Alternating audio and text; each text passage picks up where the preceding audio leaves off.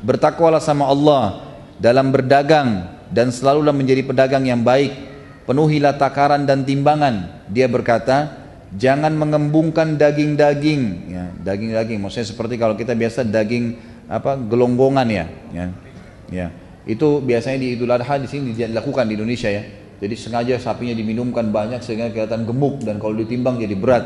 Ini sudah terjadi di zaman dulu, mereka lakukan. Dan itu nanti kalau disembelih ternyata airnya banyak tumpah. Ali radhiyallahu anhu sudah mengingatkan setiap hari. Ali di zaman khilafahnya keluar di pasar tanpa ada pendamping, membawa tongkatnya sambil mengingatkan orang, mengatakan hati-hatilah, jujurlah, amanahlah, terus begitu. Dan jangan sama sekali mengembungkan daging ya, hewan yang masih hidup. Suatu hari juga Ali pernah keluar dengan 2 helai kain. Dia menggunakan salah satunya sebagai sarung sedangkan yang lainnya sebagai baju. Dia menjulurkan salah satu kain tersebut dan mengangkat sisi yang lainnya. Lalu dia berkata, aku memakai 2 kain ini karena keduanya lebih menjauhkanku dari kesombongan, lebih baik untukku dalam sholatku dan merupakan sunnah bagi orang mukmin. Artinya beliau tidak mengkhususkan pakaian kerajaan.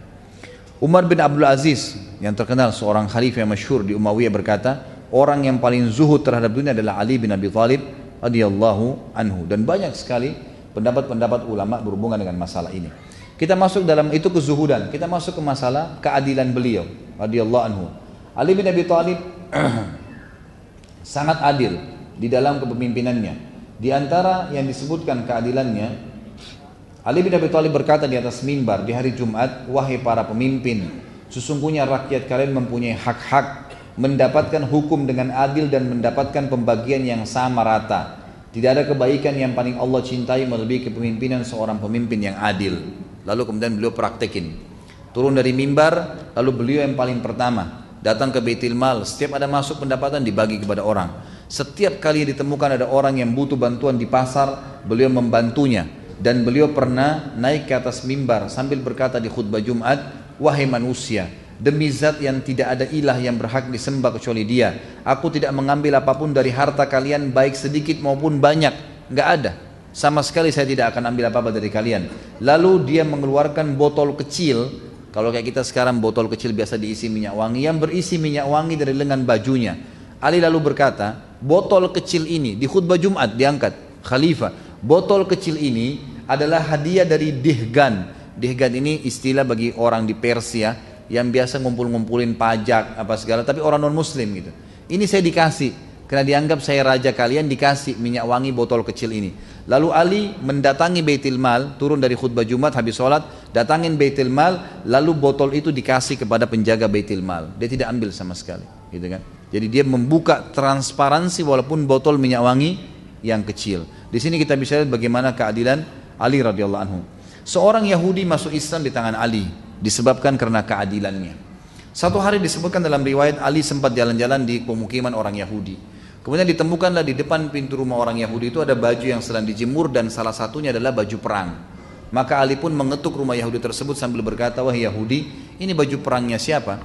Ya, di depan itu kata Yahudi, Amir Mukminin, waktu itu jadi khalifah ya, jelas di rumah saya berarti punya saya. Lalu kata Ali, tapi kayaknya punya saya, buktinya 1, 2, 3, 4, 5, ada bukti-buktinya. Kata Yahudi, ya, seperti saya bilang Amir Mukminin, di rumah saya berarti punya saya. Ada 3 kejadian dalam kisah ini yang membuat Yahudi ini akhirnya syahadat. Dan perlu anda tahu, Yahudi ini sulit sekali syahadat ya, susah sekali. Kata Nabi SAW dalam hadis sahih riwayat Bukhari, kalau seandainya ada 12 orang saja Yahudi yang beriman pada risalahku semasa Nabi hidup, 12 orang saja, seluruh Yahudi akan beriman. Saking sulitnya, ya, di bawah 10 orang saja yang sempat mengucapkan syahadat pada satu. Bahkan ulama menghitung 3-4 orang saja yang sempat masuk Islam dari orang-orang Yahudi ini. Seorang Yahudi masuk Islam di tangan Ali karena keadilannya pada saat memimpin. Waktu itu Ali, ada 3 kejadian ya, setelah dialog sama Yahudi ini yang membuat Yahudi ini masuk Islam. Yang pertama adalah Yahudi ini kaget waktu Ali bilang, ini baju siapa? Dia bilang baju saya, di rumah saya jelas punya saya. Ali tunjukkan buktinya, dan ini dialog antara raja muslim dengan masyarakat biasa kafir. Sudah masyarakat biasa kafir, artinya kalau raja dia mau diambil saja, gitu kan? Tapi ini enggak. Maka kejadian pertama yang buat Yahudi ini syahadat, dia bilang, tiba-tiba Amir Mukminin Ali mengajak saya ke pengadilan. Ayo kita ke pengadilan kalau begitu. Jadi bukan Ali ambil langsung. Kata si Yahudi ini yang menukir riwayat kepada kita, dia mengatakan kalau seandainya ini raja Yahudi udah diambil secara paksa, tapi karena ini Muslim dia tidak ambil. Maka saya kaget atau Amir Mukminin mengajak saya ke pengadilan. Maka jalanlah saya bersama Ali, nggak ada pengawal, nggak ada siapa, jalan Amir Mukminin raja Muslim, jalan kaki, nggak pakai kendaraan, bersama dengan orang Yahudi ke pengadilan. Kejadian kedua yang membuat Yahudi ini masuk Islam adalah pada saat masuk ke dalam ruangan pengadilan. Waktu itu kebetulan hakimnya seseorang yang bernama Shuraih, yang ditunjuk oleh Ali menjadi hakim. Ali yang tentuin gajinya, Ali yang tentukan juga jabatannya. Waktu Ali masuk, kata Yahudi ini, waktu Amir Mukminin masuk ke pengadilan dan dia berikan salam, anehnya tidak satu pun dari umat Islam ada yang berdiri dan salaman sama Ali. Nggak ada. Gitu kan? Apa sebabnya? Karena ternyata mereka sudah biasa salaman sama Ali tiap hari. Nggak ada sesuatu yang istimewa. Mereka kalau mau temui Ali ada di pasar, ada di rumahnya, kapan saja diketuk bisa ditemuin. Nggak ada sekretaris, nggak ada janji, nggak ada segala macam-macam rumit. Nggak ada. Tiap hari. Jadi mereka nggak anggap Ali itu bertemu salaman khusus adalah istimewa, biasa saja. Maka pada saat Ali radhiyallahu anhu salam, waktu salam pada saat itu, maka semuanya jawab, tapi kata Yahudi ini tidak ada satupun yang berdiri salaman sama Amir Mukminin. Dan yang luar biasa, Shuraih si hakim sempat bilang, silakan wahai Amir Mukminin, silakan apa? Antri. Di pengadilan ini lagi banyak orang dihakimin, silakan antri. Kata Yahudi ini, Amir Mukminin pun pergi ke belakang saf pengadilan dan tunggu antri, nggak marah, nggak tersinggung, nggak apa-apa. Biasa saya kayak tidak ada apa-apa. Ini kejadian kedua yang membuat dia kagum. Pertama diajak ke pengadilan, kedua kejadian yang terjadi pada saat awal masuk di pengadilan. Dan yang ketiga dia bilang, ini sebab dia masuk Islam. Waktu tiba giliran kami, kata Yahudi ini, Hakim Shuraih tiba-tiba berkata, ada apa Amir Mukminin? Kata Ali, saya tadi pagi jalan di pemukiman orang Yahudi, lalu saya temukan ada baju perang, ini yang dipegang sama dia. Setahu saya ini baju saya, buktinya 1, 2, 3, 4, 5. Kata si hakim, wahai Yahudi apa pendapatmu? Kata Yahudi, saya sudah jawab di rumah saya kepada Amir Mukminin. Ini di rumah saya, jelas punya saya berarti. Kata hakimnya, dan ini perhatikan ya, dialog ini antara Ali raja dan hakim pegawainya yang ditunjuk. Tapi kemuliaan Islam tidak melihat jabatan itu. Kata Shuraih, dia bilang kepada Ali rajanya, wahai Amir Mukminin, Anda punya saksi enggak? Ada saksi enggak? Kata Ali, yang tahu baju ini cuma Fatimah, Hasan dan Husain, tidak ada yang lain. Cuma 3 orang. Kata Shuraih, ini dialog antara pegawai sama atasannya nih. Apa yang kata si Shuraih? Anda tahu wahai Amir Mukminin, dalam Islam anak nggak boleh jadi saksi buat orang tua. Orang tua nggak boleh saksi buat anak, nggak bisa. Berarti Hasan dan Husain sudah batal, tinggal Fatimah. Dan Anda tahu dalam Islam saksi harus 2 orang laki-laki yang terpercaya. Kalau 1 laki-laki nggak ada, diganti dengan berapa perempuan? 2 perempuan 1 laki-laki, berarti butuh 4 perempuan. Anda punya 1 orang, Fatimah. Ada 3 orang lagi nggak? Kata Ali nggak ada. Cuma itu saja. Kata Yahudi ini, tiba-tiba saya kaget. Ini yang membuat dia masuk Islam yang ketiga, kejadian ketiga. Dia bilang tiba-tiba Hakim Shuraih menghadap ke arah kami dan mengambil keputusan berkata dengan tegas, wahai Amir Mukminin, kalau begitu saya putuskan baju perang ini punyanya Yahudi. Dan yang luar biasanya, kata Ali, baiklah. Shuraih tutup dengan kafaratul majlis, turun dari mejanya, salaman sama Ali. Baru salaman sekarang, keluar sama-sama dari pengadilan kayak tidak ada apa-apa. Yahudi ini menghadap ke sana, dia bingung kejadian ini. Dia bilang, sebentar Amir Mukminin, sebentar wahai hakim. Apakah pengadilan sudah selesai? Ali yang jawab, sudah wahai Yahudi. Walaupun saya yakin itu baju perang saya. Tapi nggak ada saksi. Agama saya mengajarkan seperti itu. Lalu Shuraih juga bilang, sudah seperti saya putuskan. Sudah selesai. Yahudi nggak percaya. Dia bilang lagi, apakah baju perang ini jadi milik saya sekarang? Kata Ali, iya. Kata Shuraih, iya. Apa kata Yahudi? Demi Allah wahai Amir Mukminin, ini baju perang Anda yang 2 hari lalu saya curi. Gitu kan? Lalu dia syahadat, asyhadu an la ilaha illallah wa anna Muhammad Rasulullah. Dia syahadat gara-gara perilakunya Ali dan keadilannya. Dan ini salah satu riwayat yang sangat menarik diangkat pada saat Ali radhiyallahu anhu menjadi khalifah. Dan ini luar biasa, gitu kan? Ini luar biasa. Kemudian tentu masih ada yang lain, seperti yang saya katakan beliau jalan di pasar dan segalanya. Disebutkan bahwasanya Ali radhiyallahu anhu dalam riwayat ini dinukil oleh Abu Nuaim dalam Al-Hilyah dan Ibnu Abi Syaibah dalam Musannafnya dengan sanad yang sahih. Ali bin Alqam dari ayahnya dia berkata, aku melihat Ali menjual sebilah pedang di pasar di zaman khilafah ya. Beliau bawa pedangnya, beliau jual di pasar. Khalifah jual pedang di pasar. Dia berkata, siapa yang mau membeli pedang ini dari aku? Demi zat yang menumbuhkan biji-bijian, aku sering menggunakan untuk membela wajah Nabi SAW. Ini pedang yang aku pakai membela Nabi SAW. Seandainya aku mempunyai uang seharga sehelai kain sarung, niscaya aku tidak menjualnya. Aku tidak menjualnya. Artinya beliau betul-betul memang hidup seperti masyarakat biasa. Dan kepemimpinan kerajaan itu khilafah bukan ajang untuk mengumpulkan harta. Dia tahu itu adalah amanah yang harus dijalankan. Seperti itu gambarannya. Ali juga adalah orang yang memang sangat hakim, sangat bijaksana dalam keadilan ini Dan itu diakui oleh banyak sahabat. Di antaranya Umar bin Khattab berkata, yang paling mahir dalam menerapkan hukum di antara kami adalah Ali. Ini Umar bin Khattab menyampaikan masalah itu. Bahkan Ibnu Mas'ud mengatakan, kami membicarakan bahwa orang-orang Madinah yang paling ahli di bidang peradilan adalah Ali bin Abi Thalib. Ini semua pengakuan para sahabat ridwanullah alaihim. Dan Ali pernah berkata, Rasulullah SAW mengutusku ke negeri Yaman, dan aku berkata, aku adalah orang yang paling muda ya Rasulullah. Bagaimana aku bisa mendakwahi mereka? Lalu Nabi SAW mengatakan kepada beliau, Inna Allah sayahdi qalbak wa yuthabbitu lisanak, fa idza jalasa baina yadayka al-khasmani fala taqdiyani hatta tasma'a min al-akhar kama sami'ta min al-awwal, fa innahu ahra an yatabayyana lakal qadha. Kata Nabi SAW, sesungguhnya Allah akan membimbing hatimu dan meneguhkan lisanmu, karena aku yang telah mengutusmu. Jika ada dua orang yang berselisih datang di hadapanmu, maka jangan engkau menetapkan sebelum engkau mendengarkan ucapan orang kedua seperti engkau mendengar ucapan orang yang pertama, karena itu akan lebih memantapkan putusanmu. Sama dengan hadis Nabi SAW yang lain juga, kalau datang kepadamu dua orang yang sedang ribut, maka jangan kau dengar, jangan kau putuskan kepada orang yang sedang datang walaupun matanya satu sudah rusak, gitu kan? Sampai engkau melihat lawannya, rivalnya. Karena bisa saja rivalnya matanya dua-duanya rusak, gitu. Maka disuruh mengadukan seperti itu. Umar juga radhiyallahu anhu berkata dari Abu Sa'id al-Khudri, beliau berkata atau beliau pernah bertanya kepada Ali tentang sesuatu, lalu Ali menjawab, maka Umar berkata, aku berlindung kepada Allah dari kehidupan di tengah suatu kaum yang tidak ada Abu Hasan di antara mereka. Maksudnya Ali radhiyallahu anhu. Dan banyak sekali riwayat-riwayat yang menyebutkan hal-hal yang seperti ini, yang menyebutkan tentang masalah bagaimana keadilan beliau.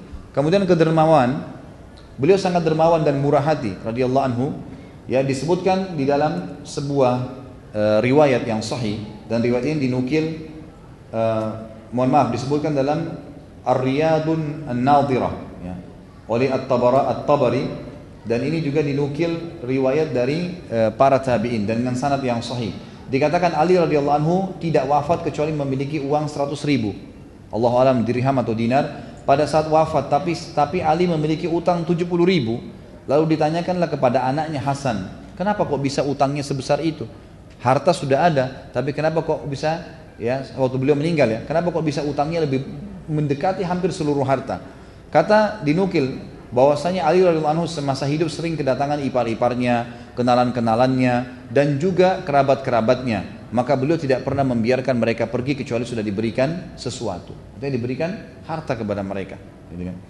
Kemudian juga disebutkan Ali radhiyallahu anhu pernah keluar satu waktu, kemudian menuju ke rumahnya satu waktu, lalu Fatimah berkata, wahai Ali, kami tidak punya makanan lagi, kecuali uang 3 dirham ini. Maka diberikanlah uang tersebut kepada Ali. Ali pun menuju ke pasar ingin membeli makanan. Di tengah pasar dia bertemu dengan satu orang fakir miskin yang berkata setelah salam, wahai ayahnya Hasan, saya sudah 3 hari nggak makan dengan anak istri saya. Bisakah engkau membantuku? Ali waktu itu pegang uang cuma 3 dirham, tidak ada lagi yang lain. Maka dengan keyakinan kepada Allah dia mengatakan, tidak mungkin saya membantu orang susah ini kemudian Allah membuat saya dan keluarga saya mati kelaparan, karena saya belum makan hari ini saja sementara orang ini sudah 3 hari nggak makan. Maka dia pun dengan keyakinan memberikan semua 3 dirham itu. Setelah itu dia pulang ke rumahnya, kata Fatimah, mana makanannya? Kata Ali, tadi ada orang begini ceritanya, maka saya berikan. Fatimah pun menangis mengatakan, lalu kita makan apa? Kata Ali, jangan kau khawatir ya Fatimah, Allah tidak akan membiarkan kita mati kelaparan karena membantu orang. Saya akan ke rumah ayahmu Rasulullah SAW, mungkin beliau punya makanan. Maka keluarlah Ali radhiyallahu anhu menuju ke rumah Nabi SAW, dan ini saksi bahasan kita.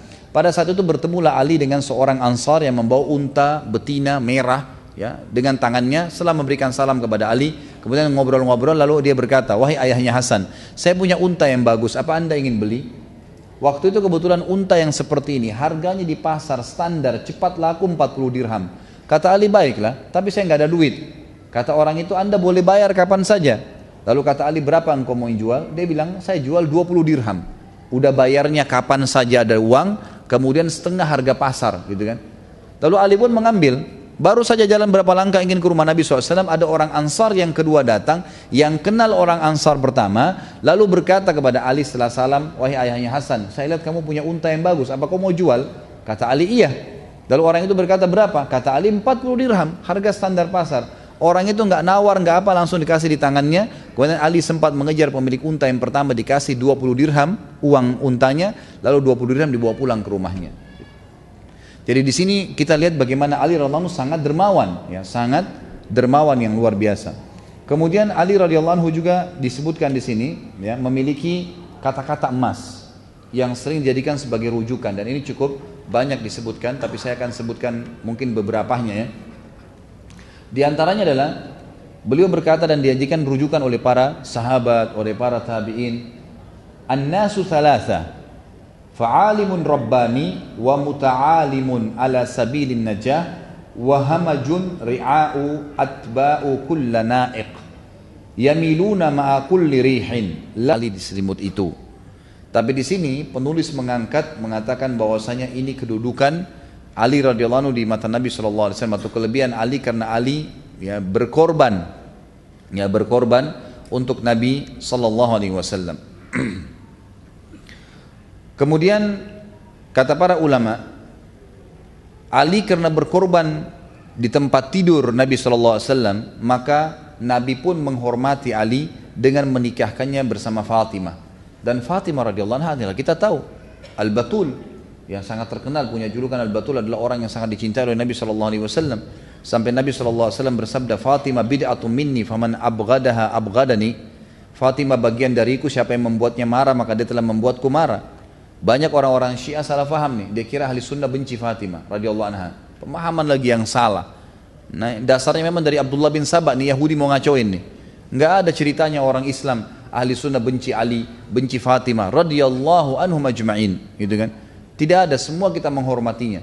Bahkan kita menganggap bagian dari Nabi sallallahu alaihi wasallam. Kita mengakui Hasan dan Husain adalah dua anak mudanya ahli surga sebagaimana Nabi sallallahu alaihi wasallam sebutkan. Lalu Nabi SAW mengikram atau menghormati Ali dengan menikahkannya bersama Fatimah, dan ini sebuah karunia yang luar biasa untuk Ali. Sudah besar di rumah Nabi SAW, sepupu Nabi SAW, dididik langsung oleh Nabi SAW dan dinikahkan dengan anak Nabi SAW. Kelebihan yang lain dan yang terakhir adalah yang ke-11, ya. Bagi Ali, surga merindukannya. Disebutkan di dalam hadis, diriwayatkan oleh Imam Tirmidzi nomor 3797 dan Hakim dalam Mustadrak jilid 3 nomor 148 dari Anas radhiyallahu anhu, dan riwayat ini dihasankan oleh Syekh Albani. Kata Nabi SAW, innal jannata la tashtaqu ila thalatha, Aliyun wa Ammar wa Salman. Sesungguhnya surga benar-benar merindukan 3 orang, Ali, Ammar dan Salman radhiyallahu anhum ajma'in. Jadi ini sebuah fadilah untuk Ali radhiyallahu anhu. Ini semua fadilah-fadilah yang berhubungan langsung dengan Nabi sallallahu alaihi wasallam. Kita sekarang lihat bagaimana peran Ali dalam peperangan. Kita mulai dengan perang Badar tahun 2 Hijriah. Ali radhiyallahu anhu adalah orang yang sangat luar biasa, terkenal orang yang mahir menunggangi kuda. Nabi sallallahu alaihi wasallam bukan hanya mendidiknya secara imaniyah, mendidiknya secara fisik, mendidiknya secara keterampilan. Karena Nabi SAW orang yang paling mahir menunggangi kuda, orang yang paling mahir dengan keterampilan perang, gitu kan? Kalau antum ikutin di materi sirah saya sampaikan bagaimana Nabi SAW luar biasa menguasai keterampilan perang itu. Abdullah bin Mas'ud berkata, di perang Badar kami mengendarai seekor unta bersama secara bergantian, 3 orang. Kebetulan Abu Lubabah, Ali bin Abi Thalib dan Rasulullah SAW bergantian seekor unta. Dan pada saat tiba giliran Nabi SAW harus berjalan kaki, maka Abu Lubabah dan Ali bin Abi Thalib yang merupakan salah satu yang akan ada di atas unta berkata, biarkanlah kami yang berjalan kaki dan engkau yang berkendaraan ya Rasulullah. Kata Nabi SAW dalam hadis yang masyhur, tadi saya sebutkan riwayat Imam Ahmad dengan sanad yang hasan, ma antuma bi aqwa minni wala ana bi agna anil ajri minkuma. Kalian berdua tidak lebih kuat daripada aku. Aku kuat untuk jalan, bahkan aku lebih kuat daripada kalian. Dan aku juga memerlukan pahala sebagaimana kalian perlukan pahala. Tapi di sini pembukaan riwayat ini ya adalah kesaksian bahwasanya Ali hadir di perang Badar. Dan orang yang hadir di perang Badar ini punya kelebihan sendiri ya. Ya, karena Allah SWT sudah mengatakan dalam Al-Quran untuk ahli Badar, wa qul i'malu ma syi'tum qad ghafarallahu lakum. Berbuatlah semau kalian wahai penduduk ahli Badar, Allah telah ampuni semua kesalahan kalian. Dan Ali termasuk salah satu dari orang yang hadir di Badar. Ali radhiyallahu anhu merupakan orang yang sangat luar biasa, dengan umur pada saat itu belasan tahun. Umurnya masih belasan tahun. Ahli sejarah sepakat pokoknya di bawah 20 tahun. Allahu alam ya. Umumnya ada yang mengatakan di bawah 25 tahun, tidak lebih dari 25 tahun. Ali radhiyallahu anhu masuk ke kancah peperangan. Dan pada saat bertemu antara dua pasukan di perang Badar, maka Utbah bin Rabi'ah maju mengajak saudaranya Syaibah dan anaknya Walid untuk berperang. Maka mereka pun bertiga berseru mengatakan, siapa yang mau berduel dengan kami? Lalu keluarlah 3 orang dari Ansar. Lalu mereka bertanya, orang-orang Quraisy ini bertanya, Utbah dan saudara serta anaknya, siapa kalian? Maka berkatalah mereka masing-masing namanya. Maka orang-orang Quraisy ini bilang, wahai Muhammad, kami tahu mereka ini orang-orang yang hebat mungkin di kalangan kalian, tapi kami ingin dari anak suku kami sendiri. Maka Nabi SAW menunjukkan kepada kaum muslimin tentang pentingnya ya, pemimpin itu mendahulukan dirinya dan keluarganya agar menjadi contoh. Nabi SAW menyuruh berdiri pertama adalah Hamzah, pamannya. Suruh hadapin tuh orang-orang, bukan orang-orang muhajirin umumnya.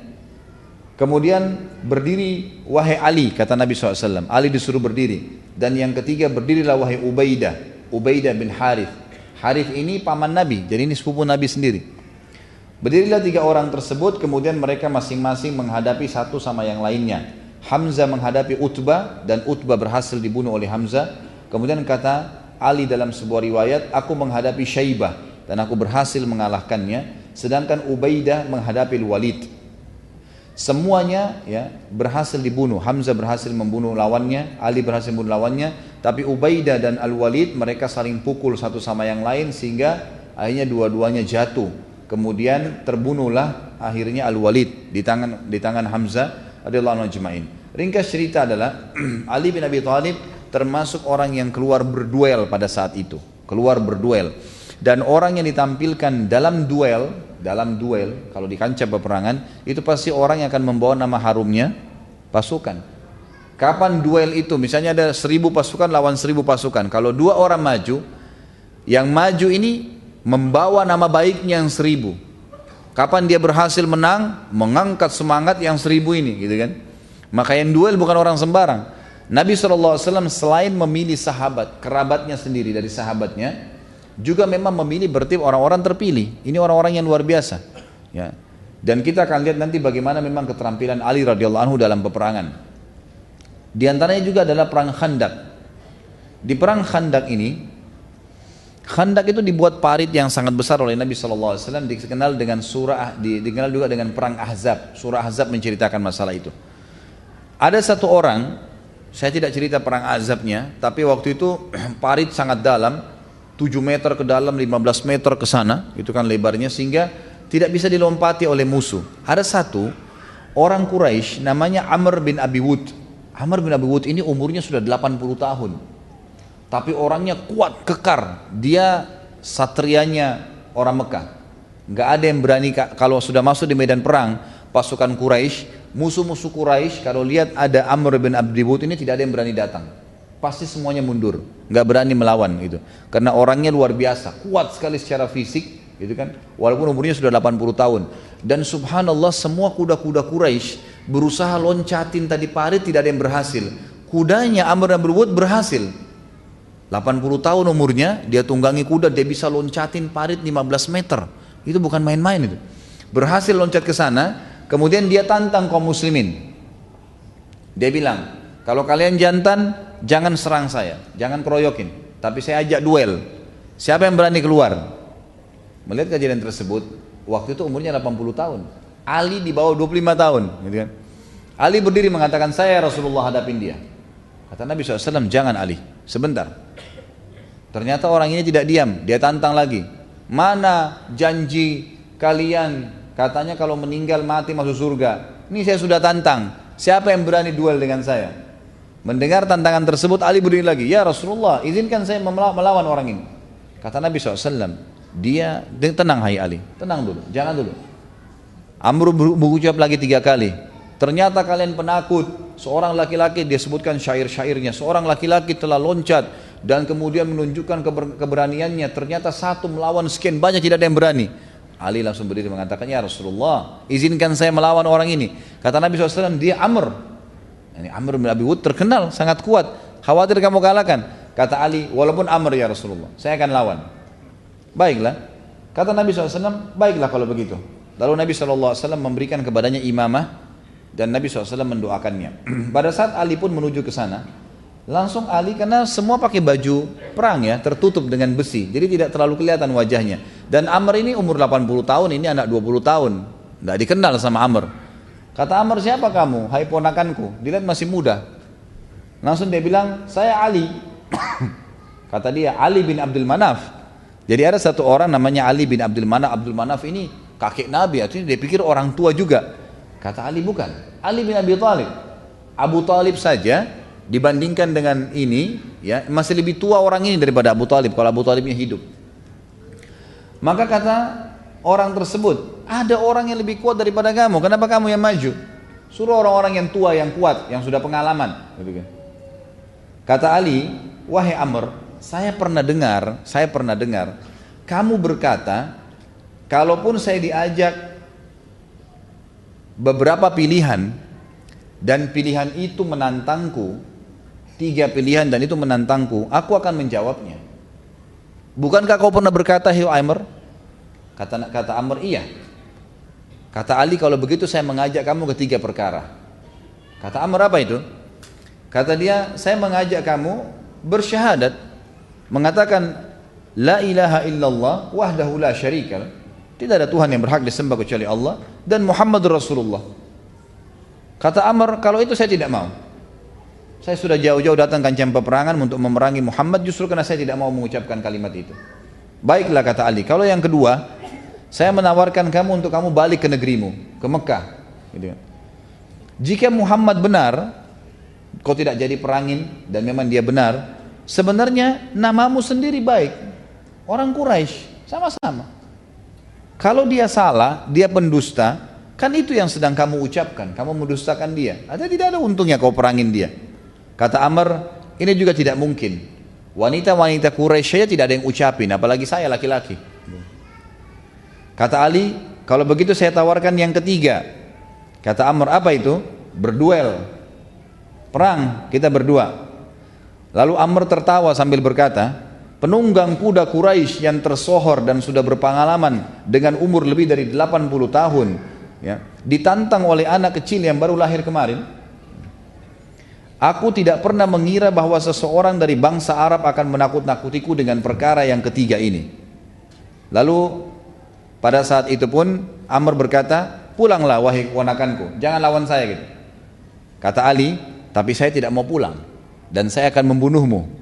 Mendengar kata-kata saya akan membunuhmu, maka dalam kisah ini atau riwayat ini disebutkan Amr pun turun dari kudanya kemudian menyerang Ali. Ali waktu itu lagi tidak naik kuda, gitu kan, berada di bawah. Maka Amr turun kemudian menyerang Ali dengan sekuat tenaganya, ya, dari jarak jauh mengangkat pedangnya lalu menghantamkan ke atas kepala Ali.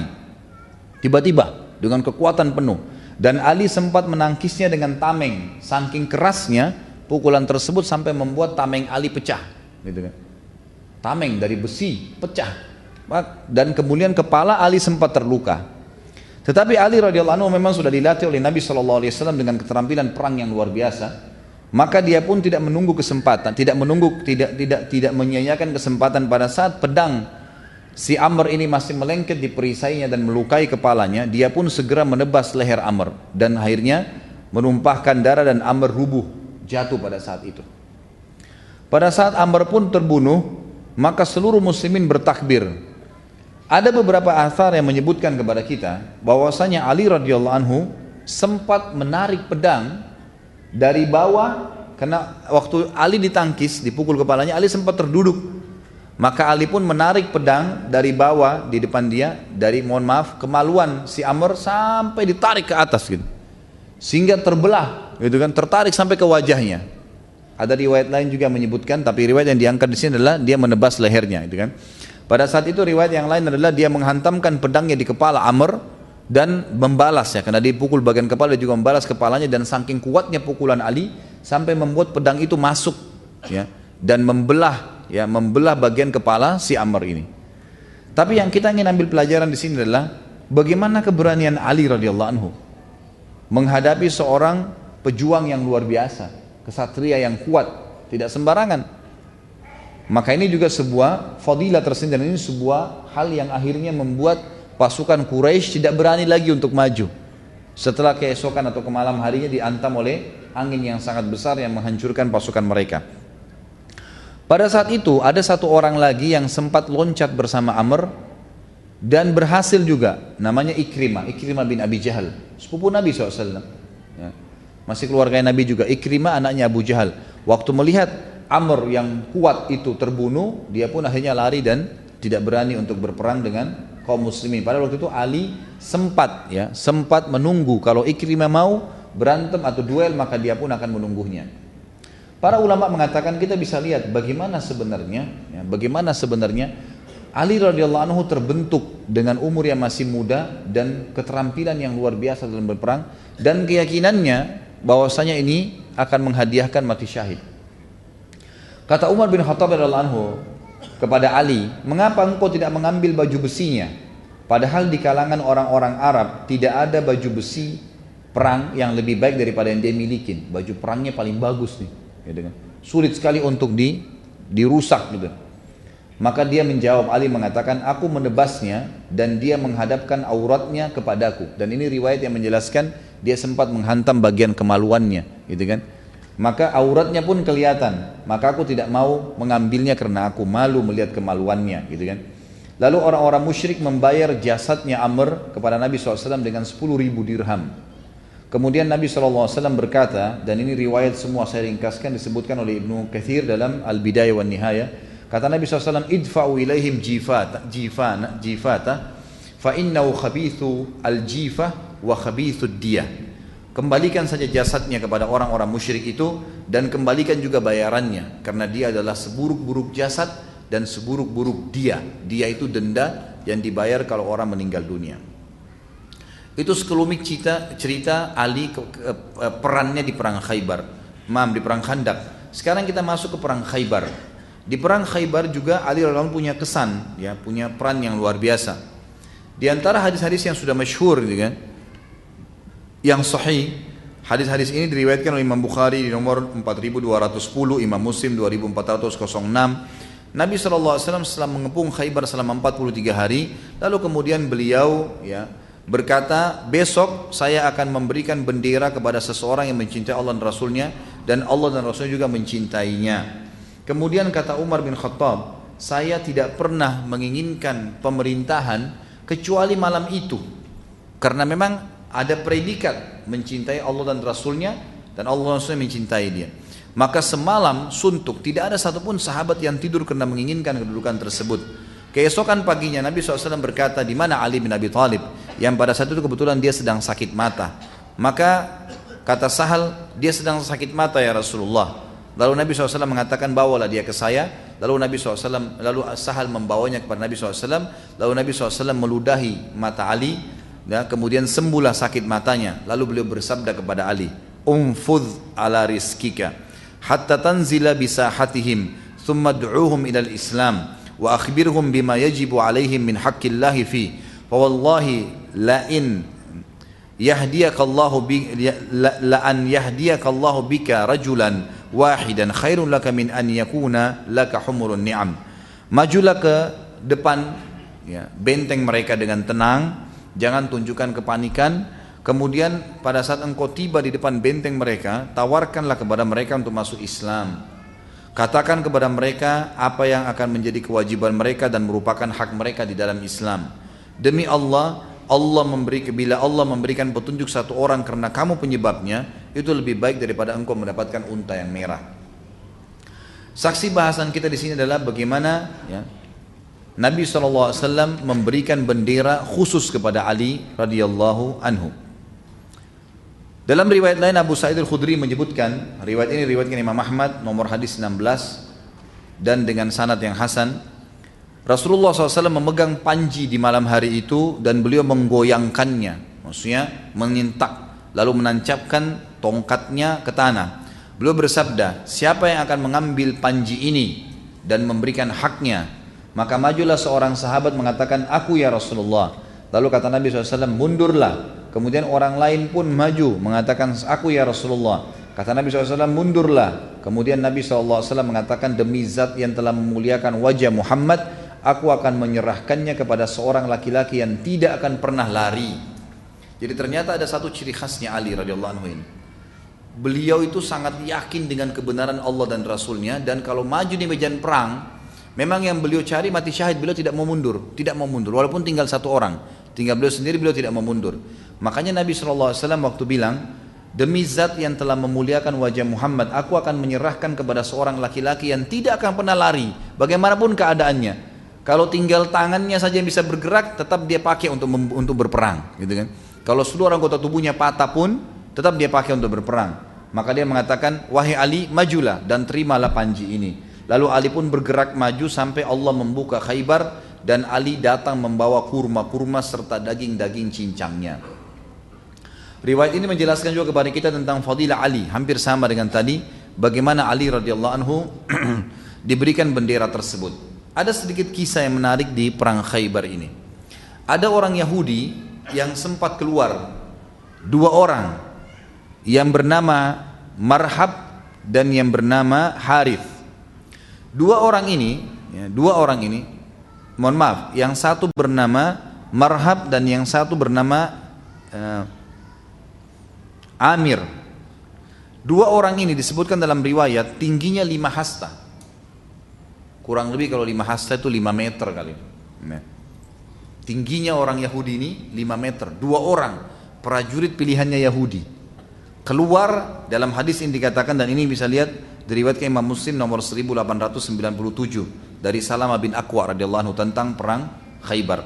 Pada saat itu keluar dan keduanya menantang siapa yang mau berduel. Bayangkan kalau 5 meter jalan, mungkin dari lantai ini ke atas ini berapa? 5 meter kira-kira? Nggak nyampe ya, mungkin 4 meter. Bayangkan 5 meter tingginya, besar, pedangnya pun sangat besar, badannya semua dipenuhi dengan besi, gitu kan? Dua orang ini keluar, kemudian dua-duanya menantang. Sekali lagi, pada saat ditantang keluar duel, dan kebetulan untuk dia tantang ini pasukannya Ali yang tadi diutus oleh Nabi untuk maju ke depan sudah sampai di depan. Ali pemimpin waktu itu ya, sudah jadi pemimpin. Nabi SAW di belakang, karena dia yang disuruh pimpin pasukan untuk menembus benteng tersebut. Ali radhiyallahu anhu bisa menunjuk siapa saja dari prajuritnya suruh maju untuk melawan. Bayangkan 5 meter tinggi besar badannya, gitu ya. Maka yang keluar melawan si Marhab ini ternyata Ali. Ali sendiri yang maju mengatakan, saya akan melawannya. Dan yang melawan Amir, Zubair ibn Awam, sepupu Nabi SAW juga. Dua-duanya terkenal. Sementara poster tubuh Ali dengan Zubair memang kekar tinggi besar juga, tapi tidak setinggi ini. Tingginya mereka itu mendekati Nabi SAW. Kurang lebih sebagian ahli sejarah mengatakan, sebagian ya, tinggi Nabi SAW itu antara 190 sampai hampir 2 meter. Tinggi Nabi SAW tinggi 190, antara Umar bin Khattab dengan Abdullah bin Mas'ud. Intinya adalah Ali tidak jauh dari situ, tetapi orang ini 5 hasta, tinggi sekali, gitu kan? Maka keluarlah keduanya, dan ternyata Ali radhiyallahu anhu pun sempat melawan dan membunuh Marhab. Bahkan keluar juga adiknya yang bernama Harith dengan poster tubuh yang hampir sama, juga dikalahkan oleh Ali. Dua-duanya dibunuh oleh Ali radhiyallahu anhu. Kemudian Zubair pun berhasil mengalahkan Amir. Dan setelah kalahnya 3 orang prajurit utama Yahudi ini, maka benteng Khaybar pun menyerah. Benteng Khaybar pun menyerah. Beberapa riwayat menyebutkan pada saat Ali radhiyallahu anhu sedang duel dengan Marhab dan Harith, serta Zubair duel dengan Amir, maka debu-debu pada berkecamukan dan tidak kelihatan lagi karena pertempuran duel yang luar biasa. Sampai-sampai akhirnya Ali keluar dari kancah duel itu, dari debu tersebut, dan Zubair juga keluar. Ternyata ditemukan pada saat ya, debu itu sudah tidak lagi bertebangan, ditemukan orang-orang Yahudi ini sudah menjadi jasad, sudah mati maksudnya, sudah tergeletak di tanah. Maka pada saat itu pun ya, Nabi SAW dan para sahabat bertakbir dan akhirnya benteng Khaybar gugur. Ya, benteng Khaybar gugur. Jadi ini juga termasuk hal yang luar biasa dari kepemimpinan Ali radhiyallahu anhu. Sekarang kita masuk ke masalah kezuhudan atau maaf kekhilafaannya beliau, dan ada beberapa hal yang berhubungan dengan khilafah beliau. Pertama, pada saat Utsman bin Affan terbunuh radhiyallahu anhu, maka masyarakat Madinah memilih Ali, dan Ali pun sempat menolak. Ali nggak mau sebenarnya, tapi orang-orang Madinah mengatakan, serahkan tanganmu, kami membaiatmu, karena kalau tidak ada pemimpin maka kita akan susah. Serahkan tanganmu. Maka Ali pun akhirnya dibaiat. Ali pada saat dibaiat, beliau pun akhirnya mengirim surat ke seluruh penjuru wilayah Islam termasuk Syam dan Irak untuk membaiatnya. Tetapi Irak dipenuhi oleh penduduk yang merupakan pengikut Abdullah bin Saba yang menjadi penyebab terbunuhnya Utsman bin Affan. Sementara negeri Syam ada Muawiyah, yang Muawiyah adalah sepupu Ali, sepupu Utsman, dan memang dia masih menuntut darahnya Utsman dulu baru membaiat, gitu kan. Ringkas cerita adalah awal fitnah yang terjadi di khilafahnya Ali pada saat sudah dibaiat adalah terjadinya perang unta, perang Jamal.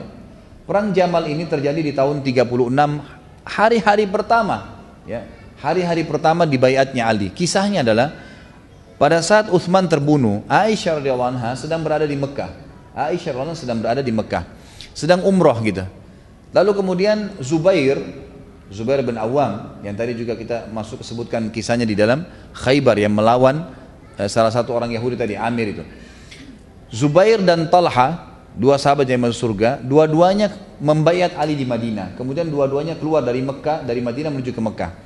Mau umrah juga, bertemulah dengan Aisyah radhiyallahu anha. Lalu kemudian mereka menceritakan tentang perkembangan kepada Aisyah apa yang terjadi di Madinah pada saat itu. Maka mereka pun sepakat tiga-tiga untuk memilih membaiat Ali.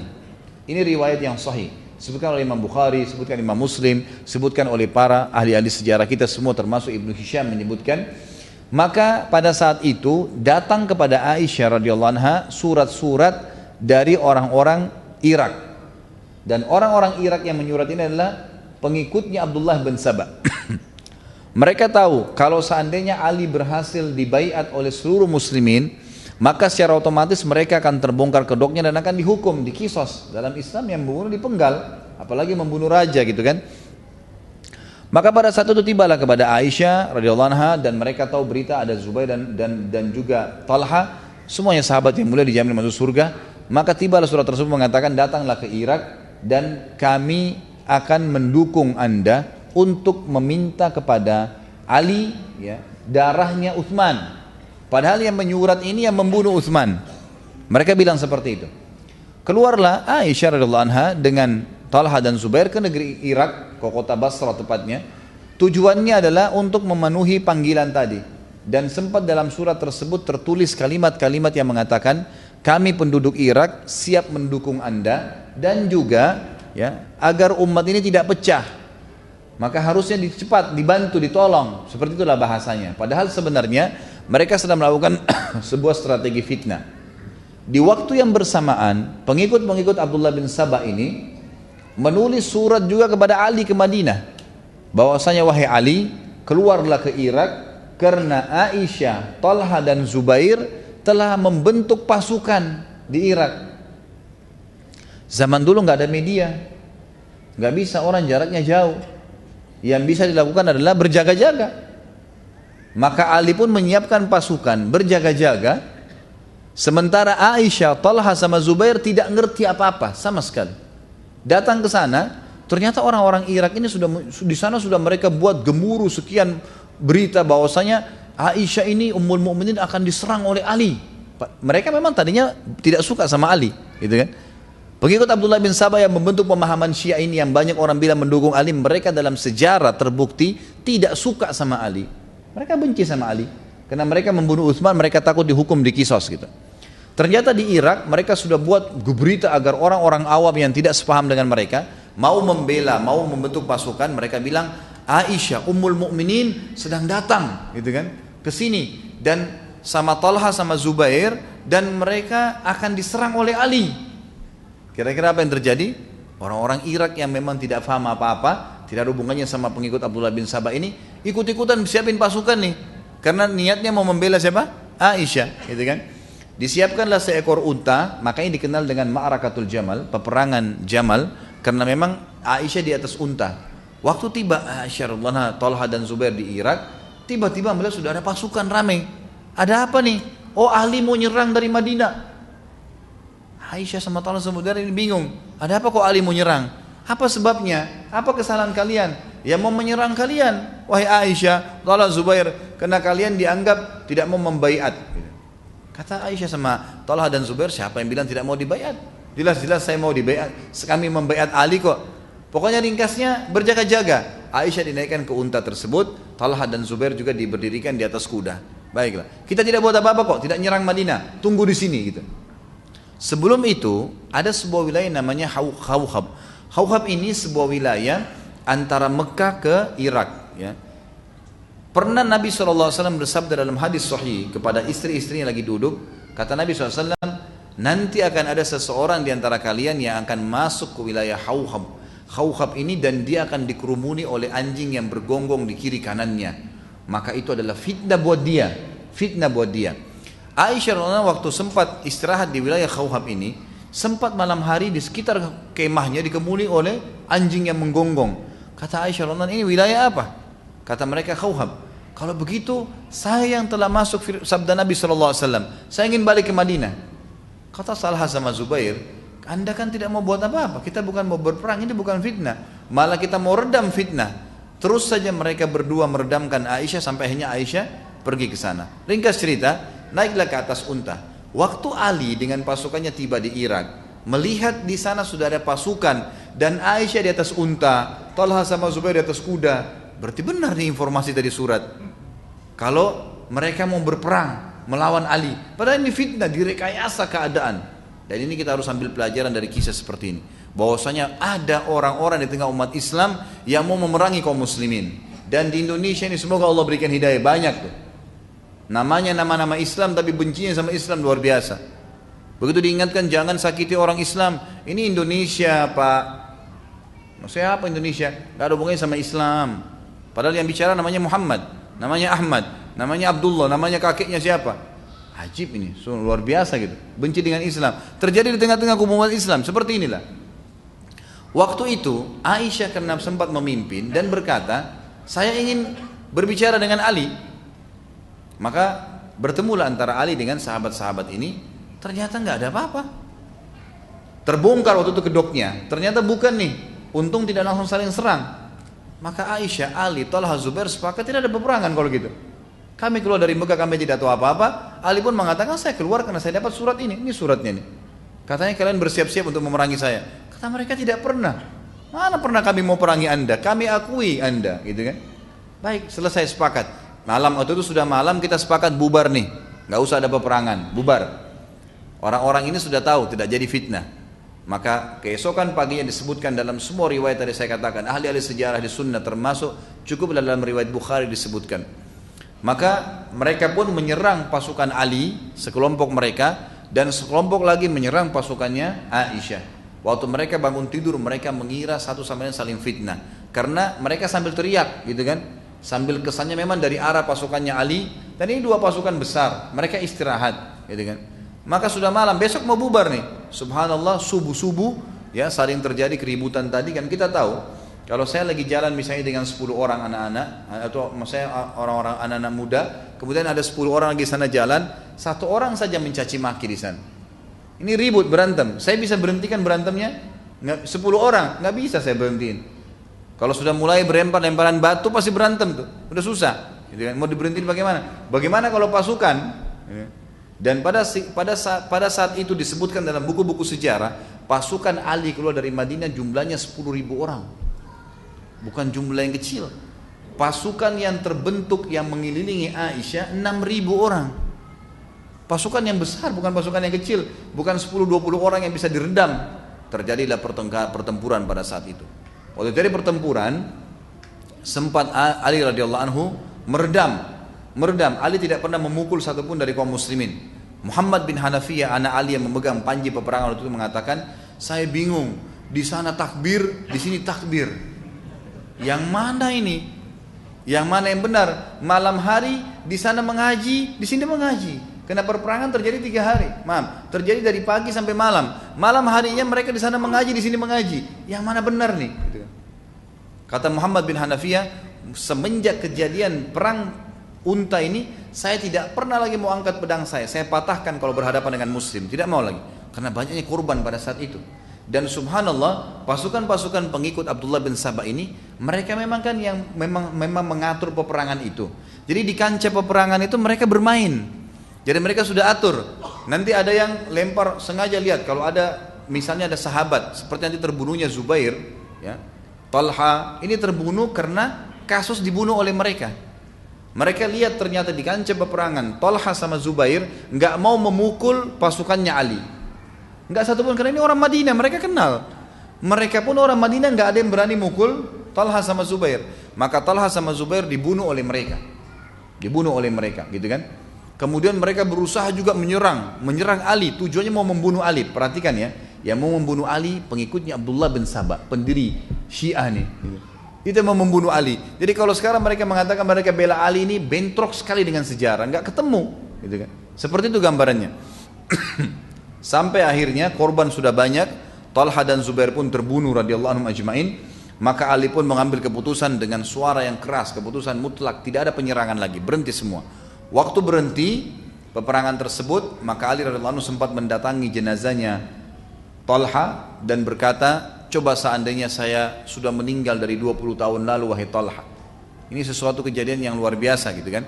Tetapi ulama mengatakan Talha ini mati karena anak panah yang dilempar oleh pengikut Abdullah bin Sabah ini.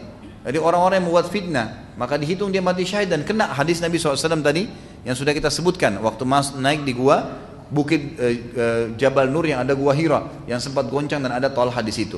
Zubair pun begitu.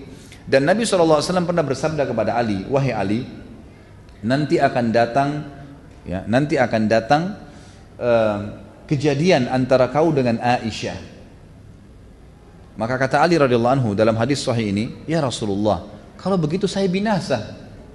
Ada apa saya ribut dengan istri anda gitu? Ada masalah apa? Kata Nabi SAW, intinya kalau terjadi, kata Nabi tidak jelaskan.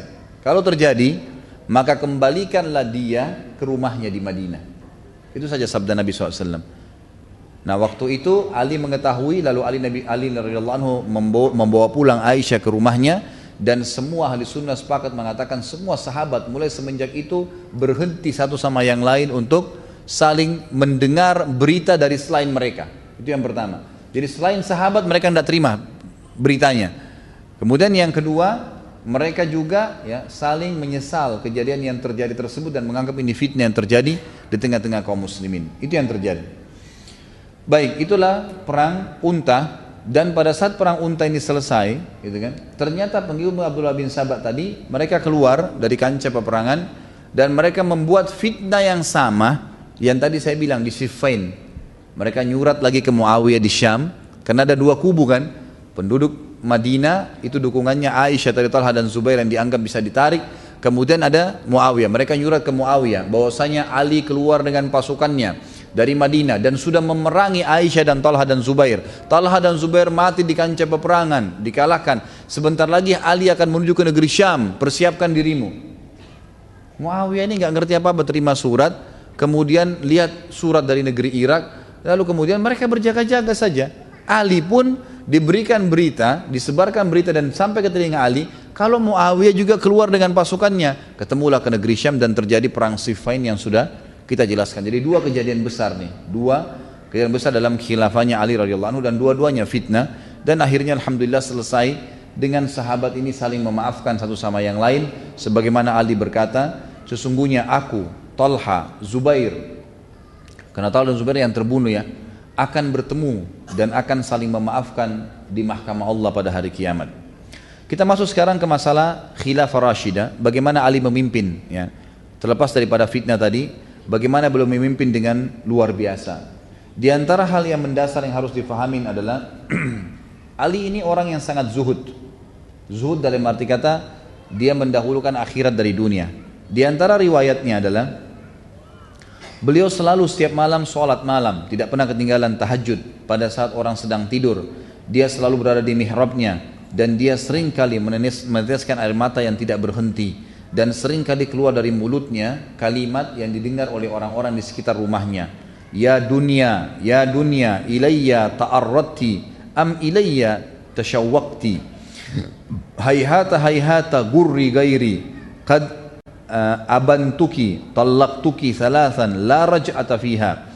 Fa umruki qasir, aishuki hakir, wa khataruki kabir. Ahin min qillati zad wa bu'di safar wa wahsyati tariq. Kata Ali di malam hari setelah sholat tahajud, hampir setiap malam dia ulangin kalimat ini. Wahai dunia, engkau telah menggodaku dan engkau telah rindu kepada, engkau telah menggodaku, engkau sedang menggodaku atau engkau rindu kepadaku? Tanda tanya ya. Lalu dia mengatakan, menjauhlah dan goda orang lain. Aku telah mentalakmu, menceraikanmu 3 kali dan tidak ada peluang untuk kembali lagi. Umurmu pendek, kehidupanmu hina, bahayamu besar. Aku khawatir terhadap minimnya bekal, jauhnya perjalanan dan jalan yang mengerikan. Ulama menukil ini tentang zuhudnya Ali radhiyallahu anhu. Artinya memang beliau setelah menjadi khalifah pun seluruh dunia dia milikin sebenarnya pada saat itu, tapi beliau tidak mau sama sekali dengan dunia ini. Disebutkan dalam riwayat lain, beliau pernah kedatangan seorang penjaga Baitul Mal di zaman khilafah beliau. Kemudian memberitakan, wahai Amir Mukminin, Baitul Mal sudah penuh dengan harta, baik harta rampasan perang maupun harta pendapatan negara. Maka Ali pun berkata, topanglah saya. Ditopanglah Ali menuju ke Baitul Mal itu. Waktu melihat harta banyak sekali, kata Ali, segala puji bagi Allah yang telah memberikan rezeki untuk kaum muslimin. Lalu beliau mengatakan, iklankanlah, panggil seluruh umat Islam. Dipanggillah pada saat itu. Kemudian Ali membagi semuanya pada hari yang sama. Hari itu Baitul Mal masuk, hari itu dihabiskan semua dibagi. Lalu Ali pun menyuruh lantainya disiram dengan air, dibersihkan. Kemudian Ali pun sholat 2 rakaat di atas tempat tersebut. Dan Ali berkata, segala puji bagi Allah yang telah membuat amanah ini aku jalankan. Jadi ini termasuk masalah kezuhudan. Beliau tidak ambil sedikit pun dari harta itu. Disebutkan dalam riwayat yang lain, pada saat beliau memimpin, beliau sempat memindahkan kepemimpinan dari Madinah ke Kufah. Khilafahnya beliau di Kufah, di Irak. Dan di Kufah telah dibangun oleh masyarakat Kufah istana yang besar untuk beliau.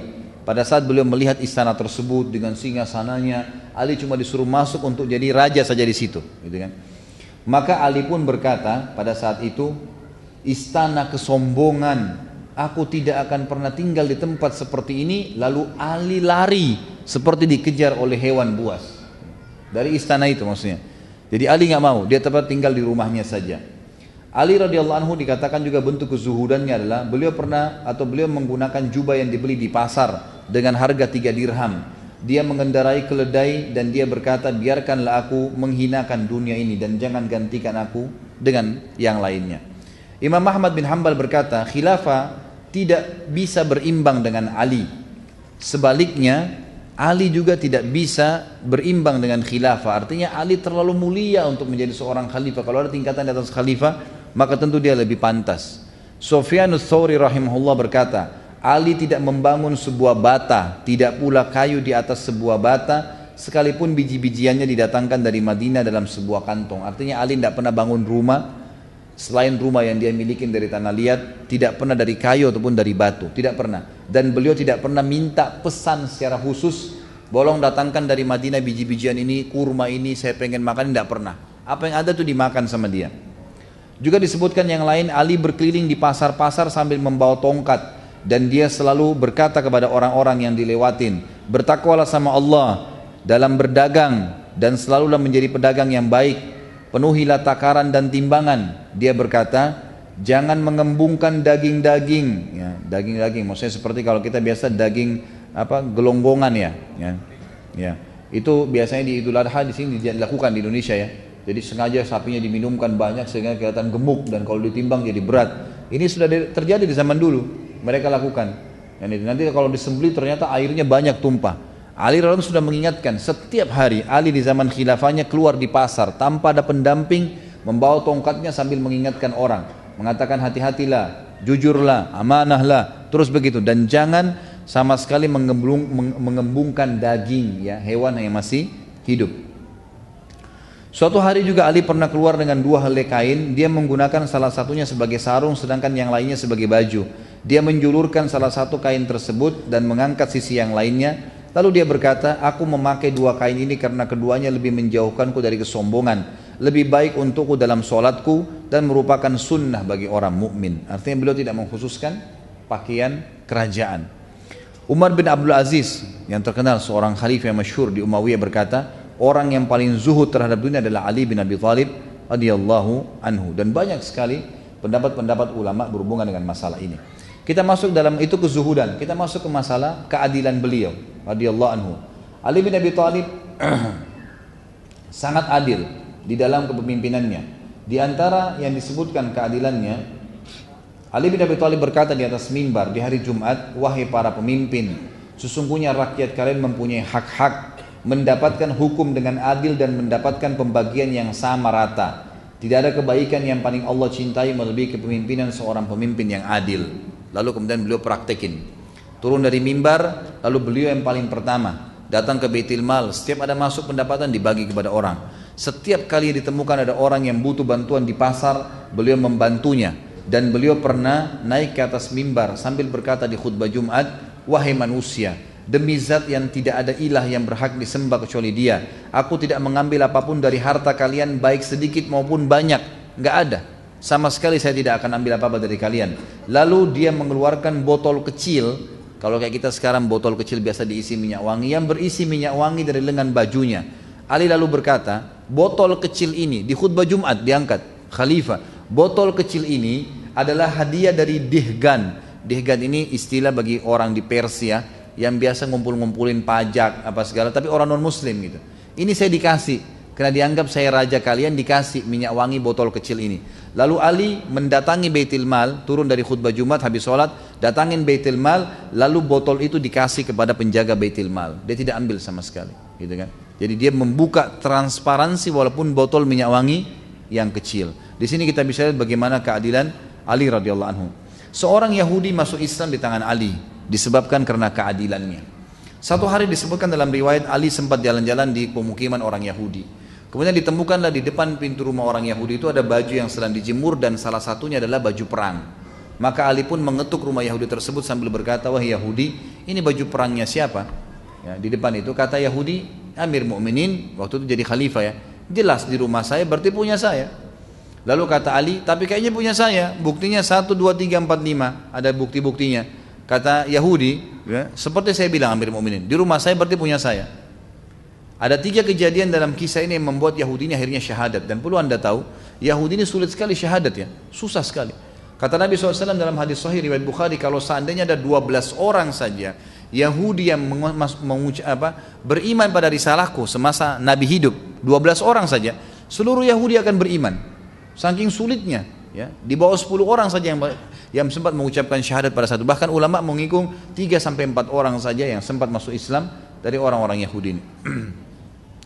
Seorang Yahudi masuk Islam di tangan Ali karena keadilannya pada saat memimpin. Waktu itu Ali, ada 3 kejadian ya, setelah dialog sama Yahudi ini yang membuat Yahudi ini masuk Islam. Yang pertama adalah Yahudi ini kaget waktu Ali bilang, ini baju siapa? Dia bilang baju saya, di rumah saya jelas punya saya. Ali tunjukkan buktinya, dan ini dialog antara raja muslim dengan masyarakat biasa kafir. Sudah masyarakat biasa kafir, artinya kalau raja dia mau diambil saja, gitu kan? Tapi ini enggak. Maka kejadian pertama yang buat Yahudi ini syahadat, dia bilang, tiba-tiba Amir Mukminin Ali mengajak saya ke pengadilan. Ayo kita ke pengadilan kalau begitu. Jadi bukan Ali ambil langsung, kata si Yahudi ini yang menukir riwayat kepada kita. Dia mengatakan kalau seandainya ini raja Yahudi, udah diambil secara paksa.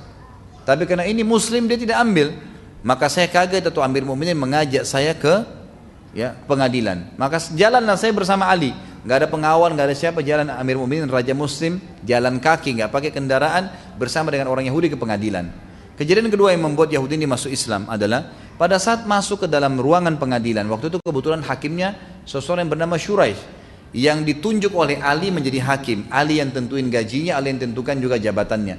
Waktu Ali masuk, kata Yahudi ini, waktu Amir Mu'minin masuk ke pengadilan dan dia berikan salam, anehnya tidak satu pun dari umat Islam ada yang berdiri dan salaman sama Ali.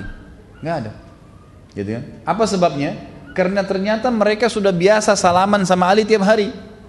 Nggak ada sesuatu yang istimewa. Mereka kalau mau temui Ali, Ali ada di pasar, ada di rumahnya, kapan saja diketuk bisa ditemuin. Nggak ada sekretaris, nggak ada janji, nggak ada segala macam-macam rumit. Nggak ada. Tiap hari.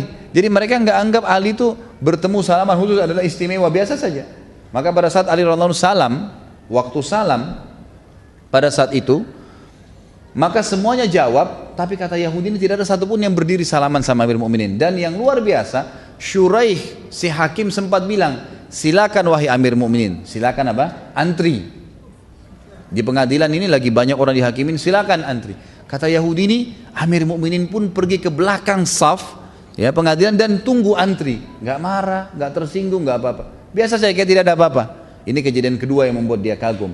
Pertama diajak ke pengadilan, kedua kejadian yang terjadi pada saat awal masuk di pengadilan. Dan yang ketiga dia bilang, ini sebab dia masuk Islam.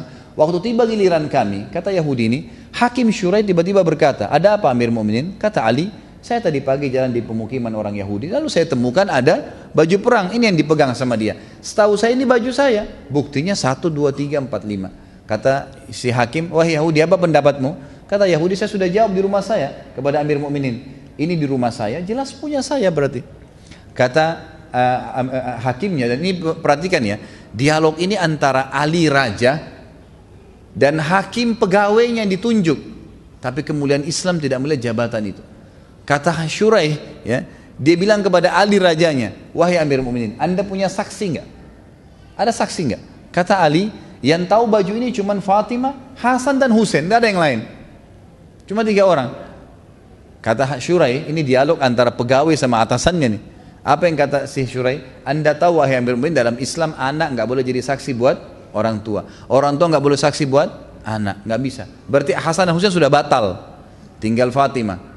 Dan Anda tahu dalam Islam saksi harus 2 orang laki-laki yang terpercaya. Kalau 1 laki-laki nggak ada diganti dengan berapa perempuan? 2 perempuan 1 laki-laki. Berarti butuh 4 perempuan. Anda punya 1 orang. Fatimah. Ada 3 orang lagi nggak? Kata Ali nggak ada. Cuma itu saja. Kata Yahudi ini tiba-tiba saya kaget. Ini yang membuat dia masuk Islam yang ketiga, yang kejadian ketiga. Dia bilang tiba-tiba Hakim Syuraih menghadap ke arah kami dan mengambil keputusan berkata dengan tegas, wahai Amir Mu'minin, kalau begitu saya putuskan baju perang ini punyanya Yahudi. Dan yang luar biasanya, kata Ali, baiklah. Syuraih tutup dengan kafaratul majlis, turun dari mejanya, salaman sama Ali, baru salaman sekarang, keluar sama-sama dari pengadilan kayak tidak ada apa-apa. Yahudi ini menghadap ke sana, dia bingung kejadian ini, dia bilang sebentar Amir Mu'minin, sebentar wahai hakim, apakah pengadilan sudah selesai? Ali yang jawab, sudah wahai Yahudi, walaupun saya yakin itu baju perang saya. Tapi nggak ada saksi, agama saya mengajarkan seperti itu. Lalu Syuraih juga bilang, sudah seperti saya putuskan. Sudah selesai. Yahudi nggak percaya. Dia bilang lagi, apakah baju perang ini jadi milik saya sekarang? Kata Ali iya. Kata Syuraih iya. Apa kata Yahudi? Demi Allah wahai Amir Mu'minin, ini baju perang Anda yang 2 hari lalu saya curi. Gitu kan? Lalu dia syahadat, asyhadu an la ilaha illallah wa anna Muhammad Rasulullah. Dia syahadat gara-gara perilakunya Ali dan keadilannya. Dan ini salah satu riwayat yang sangat menarik diangkat pada saat Ali radhiyallahu anhu menjadi khalifah. Dan ini luar biasa, gitu kan? Ini luar biasa. Kemudian tentu masih ada yang lain seperti tadi saya katakan beliau jalan di pasar dan segalanya. Disebutkan bahwasanya Ali radhiyallahu anhu dalam riwayat ini dinukil oleh Abu Nuaim dalam Al-Hilyah dan Ibnu Abi Syaibah dalam Musannafnya dengan sanad yang sahih. Ali bin Alqam dari ayahnya dia berkata, aku melihat Ali menjual sebilah pedang di pasar. Di zaman khilafah ya. Beliau bawa pedangnya, beliau jual di pasar. Khalifah jual pedang di pasar. Dia berkata, siapa yang mau membeli pedang ini dari aku? Demi zat yang menumbuhkan biji-bijian, aku sering menggunakan untuk membela wajah Nabi SAW. Ini pedang yang aku pakai membela Nabi SAW. Seandainya aku mempunyai uang seharga sehelai kain sarung, niscaya aku tidak menjualnya. Aku tidak menjualnya. Artinya beliau betul-betul memang hidup seperti masyarakat biasa. Dan kepemimpinan kerajaan itu khilafah bukan ajang untuk Ya, untuk mengumpulkan harta, dia tahu itu adalah amanah yang harus dijalankan. Seperti itu gambarannya. Ali juga ya adalah orang yang memang sangat hakim, sangat bijaksana dalam keadilan ini ya. Dan itu diakui oleh banyak sahabat. Di antaranya Umar bin Khattab berkata, yang paling mahir dalam menerapkan hukum di antara kami adalah Ali.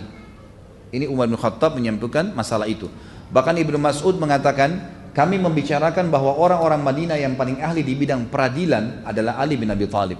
Ini semua pengakuan para sahabat ridwanullah alaihim. Dan Ali pernah berkata, Rasulullah SAW mengutusku ke negeri Yaman, dan aku berkata, aku adalah orang yang paling muda ya Rasulullah, bagaimana aku bisa mendakwahi mereka? Lalu Nabi SAW mengatakan kepada beliau, innallaha sayahdi qalbak wa yuthabbitu lisanak fa idza jalasa baina yadayka al-khasmani fala taqdiyani hatta tasma'a min al-akhar kama sami'ta min al-awwal fa innahu ahra an yatabayyana lakal qada'. Kata Nabi SAW, sesungguhnya Allah akan membimbing hatimu dan meneguhkan lisanmu, karena aku yang telah mengutusmu. Jika ada dua orang yang berselisih datang di hadapanmu, maka jangan engkau menetapkan sebelum engkau mendengarkan ucapan orang kedua seperti engkau mendengar ucapan orang yang pertama, karena itu akan lebih memantapkan putusanmu. Sama dengan hadis Nabi SAW yang lain juga, kalau datang kepadamu dua orang yang sedang ribut, maka jangan kau dengar, ya jangan kau putuskan kepada orang yang sedang datang walaupun matanya satu sudah rusak, gitu kan? Sampai engkau melihat ya lawannya, rivalnya, karena bisa saja rivalnya matanya dua-duanya rusak, gitu kan? Maka disuruh mengadukan seperti itu. Umar juga radhiyallahu anhu berkata dari Abu Sa'id al-Khudri, beliau berkata atau beliau pernah bertanya kepada Ali tentang sesuatu, lalu Ali menjawab, maka Umar berkata, aku berlindung kepada Allah dari kehidupan di tengah suatu kaum yang tidak ada Abu Hasan di antara mereka, maksudnya Ali radhiyallahu anhu. Dan banyak sekali riwayat-riwayat yang menyebutkan hal-hal yang seperti ini, yang menyebutkan tentang masalah bagaimana keadilan beliau. Kemudian kedermawan, beliau sangat dermawan dan murah hati radhiyallahu anhu, ya disebutkan di dalam sebuah riwayat yang sahih, dan riwayat ini dinukil disebutkan dalam Ar-Riyadun An-Nadhirah ya, oleh At-Tabari, dan ini juga dinukil riwayat dari para tabi'in dan dengan sanad yang sahih. Dikatakan Ali radhiyallahu anhu tidak wafat kecuali memiliki uang 100.000, Allahu alam dirham atau dinar pada saat wafat, tapi Ali memiliki utang 70.000. Lalu ditanyakanlah kepada anaknya Hasan, kenapa kok bisa utangnya sebesar itu? Harta sudah ada, tapi kenapa kok bisa, ya waktu beliau meninggal ya, kenapa kok bisa utangnya lebih mendekati hampir seluruh harta? Kata dinukil bahwasanya Ali radhiyallahu anhu semasa hidup sering kedatangan ipar-iparnya, kenalan-kenalannya, dan juga kerabat-kerabatnya. Maka beliau tidak pernah membiarkan mereka pergi kecuali sudah diberikan sesuatu, artinya diberikan harta kepada mereka. Kemudian juga disebutkan Ali radhiyallahu anhu pernah keluar satu waktu, kemudian menuju ke rumahnya satu waktu, lalu Fatimah berkata, wahai Ali, kami tidak punya makanan lagi, ya, kecuali uang 3 dirham ini. Maka diberikanlah uang tersebut kepada Ali. Ali pun menuju ke pasar ingin membeli makanan. Di tengah pasar dia bertemu dengan satu orang fakir miskin yang berkata setelah salam, wahai ayahnya Hasan, saya ya sudah 3 hari nggak makan dengan anak istri saya, bisakah engkau membantuku? Ali waktu itu pegang uang cuma 3 dirham, tidak ada lagi yang lain. Maka dengan keyakinan kepada Allah dia mengatakan, tidak mungkin saya membantu orang susah ini kemudian Allah membuat saya dan keluarga saya mati kelaparan, karena saya belum makan hari ini saja sementara orang ini sudah 3 hari nggak makan. Maka dia pun dengan keyakinan memberikan semua 3 dirham itu.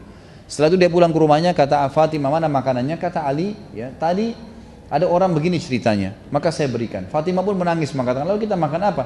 Kata Ali, jangan kau khawatir ya Fatimah, Allah tidak akan membiarkan kita mati kelaparan karena membantu orang.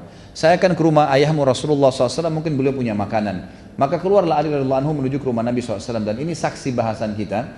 Pada saat itu bertemulah Ali dengan seorang Ansar yang membawa unta betina merah, ya, dengan tangannya. Setelah memberikan salam kepada Ali, kemudian ngobrol-ngobrol, lalu dia berkata, wahai ayahnya Hasan, saya punya unta yang bagus, apa anda ingin beli?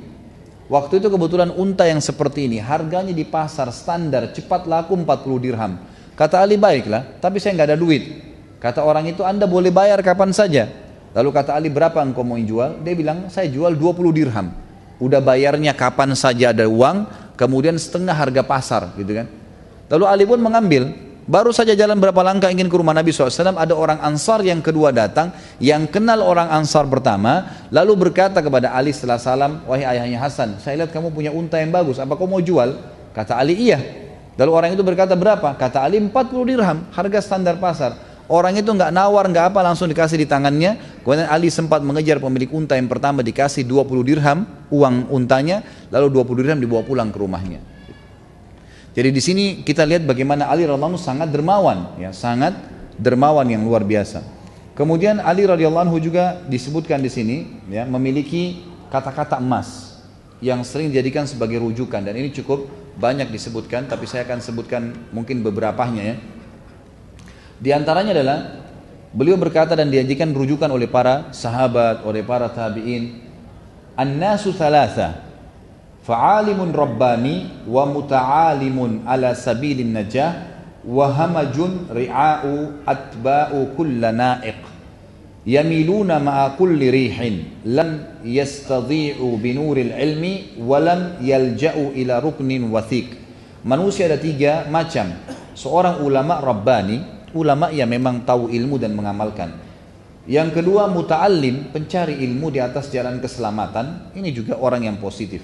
Dan yang ketiga orang awam yang tidak berilmu, yang mengikuti setiap seruan, condong ke arah angin bertiup, tidak memiliki cahaya ilmu dan tidak berpegang kepada pilar yang kokoh. Maka janganlah kalian menjadi orang yang ketiga. 1 atau 2 saja, orang alim yang mengajar, atau orang yang menuntut ilmu sehingga bisa menyelamatkan dirinya dari hal-hal yang diancamkan oleh Allah. Beliau juga mengatakan al-ilmu khairun minal mal, al-ilmu yahrusuka wa anta tahrusu al-mal, al-ilmu yazku alal amali wal malu tanqusun nafaqah wa mahabbatul alimi dinun yudanu biha. Ilmu lebih baik daripada harta, nasihatnya beliau kepada kaum muslimin. Ilmu menjagamu sedangkan engkau menjaga harta. Ilmu bertambah dengan diamalkan sedangkan harta habis jika dibelanjakan. Cinta ulama adalah agama yang harus dijadikan sebagai pegangan hidup. Artinya sering hadir di majelis ilmu, mencintai mereka adalah sebuah hal yang positif, ya. Kemudian beliau mengatakan juga dalam riwayat yang lain, al-ilmu yuksabul alimu ta'a fi hayatihi wa jamilul ahdutha ba'da mauti wadi'atul mali tazulu bizawali.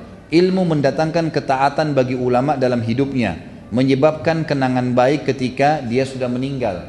Kalau kita menjadi seorang alim nih, maka kalau kita hidup akan membuat orang menghormati kita. Kalau kita meninggal maka akan mengharumkan nama.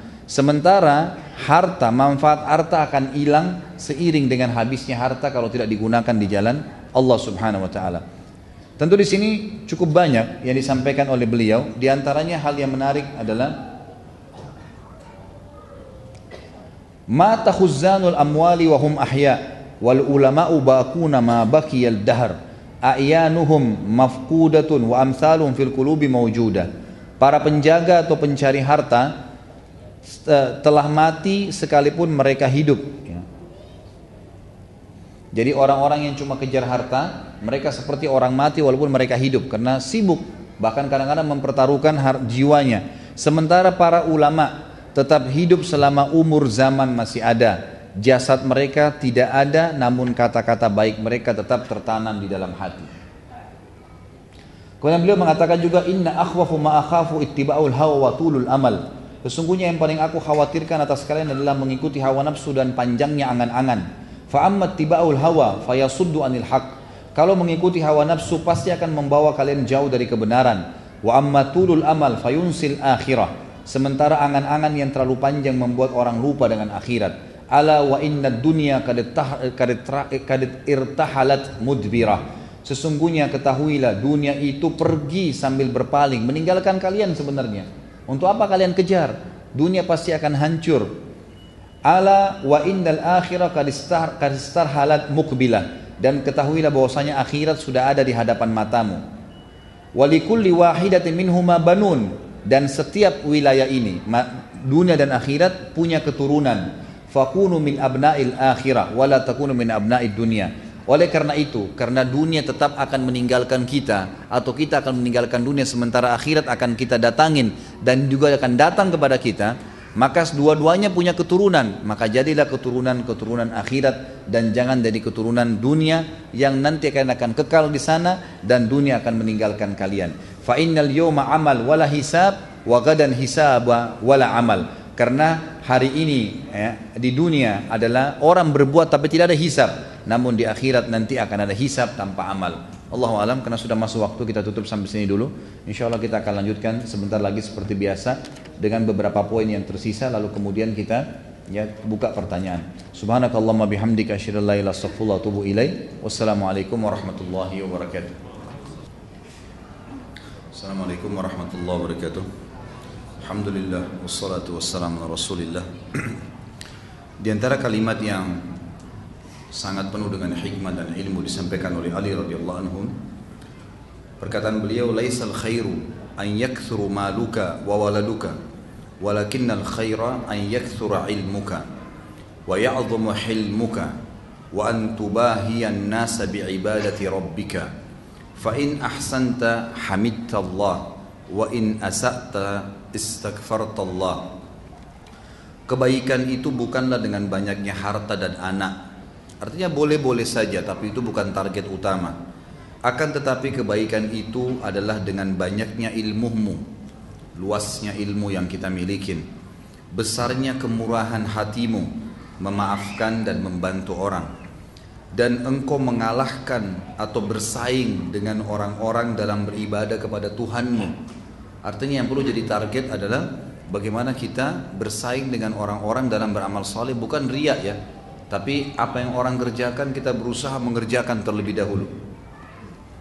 Jika berbuat baik engkau memuji Allah, dan jika engkau berbuat sebaliknya, berbuat salah, engkau beristighfar kepada Allah. Ini kalimat hikmah. Beliau juga mengatakan wala khaira fid dunya. Ini statement lainnya, kalimat-kalimat hikmah yang lain. Wala khaira fid dunya illa li ahadi rajulain. Rajulun aznaba dhunuban fahuwa yatadaraku dhalika bitawbah wa rajulun yusari'u fil khairati wa ya'malu fid darajat. Tidak ada kebaikan bagi dunia kecuali untuk salah satu dari dua orang saja. Dua orang ini yang paling baik di dunia. Yang pertama, seseorang yang sempat melakukan dosa lalu dia segera taubat dan memperbaikinya. Ini kelompok yang pertama menurut Ali yang paling baik. Dia salah. Karena orang bisa buat salah, tapi dia segera taubat. Yang kedua adalah seseorang yang terus saja menyibukkan diri dan berlomba-lomba melakukan kebaikan serta beramal untuk meninggikan derajatnya di surga. Selain daripada ini tidak dihitung oleh Ali. Ahli maksiat kah, orang yang buang-buang waktunya lah pada hal-hal yang mubah. Pokoknya bagi beliau adalah yang bermanfaat saja. Orang yang beramal saleh mengejar derajat tinggi di surga setiap detik hidupnya amal saleh, atau orang yang pernah buat dosa lalu dia taubat dan segera juga mengejar kelompok yang satunya tadi. Ali radhiyallahu anhu juga punya ilmu yang luas dan ini terkenal sekali.